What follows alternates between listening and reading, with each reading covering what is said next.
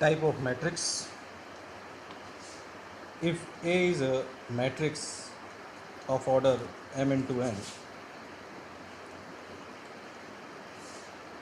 then type of matrix row matrix. Row matrix means which has only one row, m equal to 1. Example जैसे ये 1 2 3 4 5, ये 5 elements, only one row है. Columns बहुत सारे हैं, 1 2 3 4 5. Column matrix. Column matrix definition which has only one column. यहाँ पे matrix के ऑर्डर में m use for the value of number of rows and n is use for the number of columns. Column matrix में केवल एक column होगा. For example this 1 2 3, only one column, many rows. Square matrix which has equal number of rows and equal number of column. Number of rows and number of columns अगर equal हैं तो वो square matrix हो गया. Example 1 2 3 4. तो जब भी number of rows and number of column equal होंगे तो स्क्वायर मैट्रिक्स होगा. डायगोनल मैट्रिक्स डेफिनेशन में first this matrix should be square and second aij is equal to 0 if I not equal to j and if I equal to j equal to non-zero. इसका क्या मतलब है उसको देख लेते हैं. I equal to j जब भी होगा तो हम बोलते हैं that is a diagonal element. Diagonal element. Example ये रो है, दिस इज़ अ डायगोनल.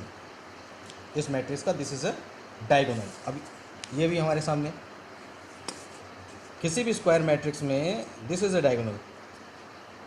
इस एलिमेंट की पोजीशन क्या है? First row first column. इसकी पोजीशन क्या है? Second row second column. तो जो भी डायगोनल एलिमेंट्स होंगे उनकी पोजीशन वो एलिमेंट्स होंगे A11, A122, A33, A44. These elements are diagonal elements. तो डायगोनल मैट्रिक्स का मतलब है कि डायगोनल एलिमेंट्स तो नॉन जीरो होने चाहिए, where i equal to J, that should be non zero. और डायगोनल एलिमेंट के अलावा जो अदर एलिमेंट हैं दैट शुड बी जीरो. जैसे ये जीरो.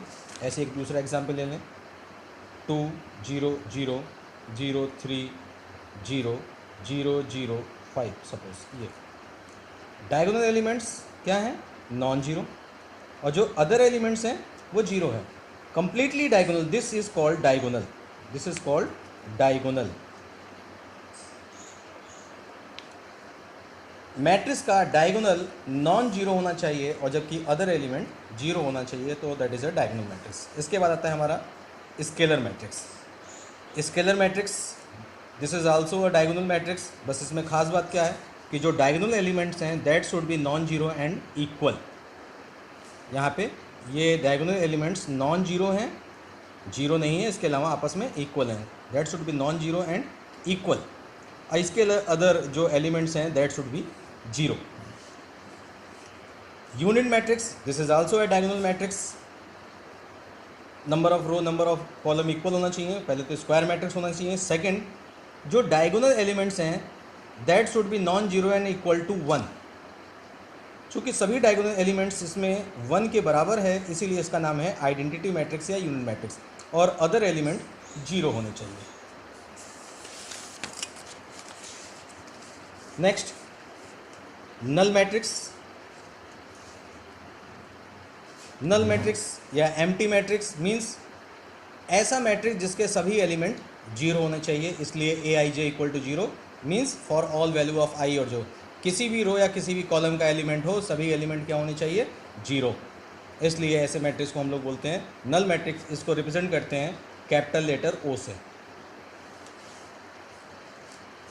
अपर ट्रायंगुलर मैट्रिक्स.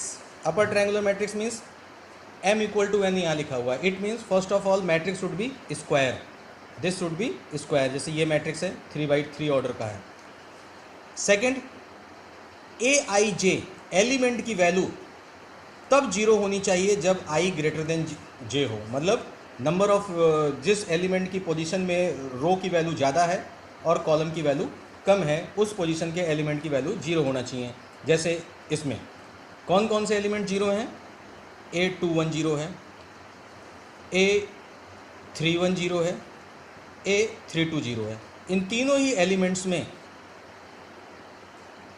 रो वैल्यू कॉलम वैल्यू से ज़्यादा है, रो वैल्यू कॉलम वैल्यू से ज़्यादा है, रो वैल्यू कॉलम वैल्यू से ज़्यादा है। डेफिनेशन के अकॉर्डिंग उसमें यही लिखा है कि अगर एलिमेंट की पोजीशन में रो वैल्यू ज़्यादा है कॉलम वैल्यू से, तो उस एलिमेंट की वैल्यू 0 होने पर उस मैट्रिक्स को बोलते हैं अपर triangular matrix. Lower triangular matrix square matrix होना चाहिए और वो एलिमेंट 0 होने चाहिए जिसमें रो वैल्यू कॉलम वैल्यू से कम है। इसमें देखते हैं रो वैल्यू कॉलम वैल्यू से कहाँ कहाँ कम है। जैसे ये element, this is the 821, row value 812, row value कम है कॉलम वैल्यू ज़्यादा है। दिस एलिमेंट A12 और 13, रो वैल्यू कम है कॉलम वैल्यू ज़्यादा है। दिस A23, रो वैल्यू कम है कॉलम वैल्यू ज़्यादा है। तो जहाँ जहाँ पे रो वैल्यू कम और कॉलम वैल्यू ज़्यादा होने पर एलिमेंट्स वो 0 हैं, that is a lower triangular.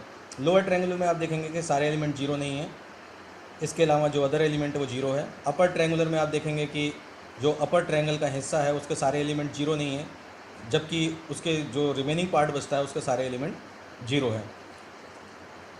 Okay, thank you.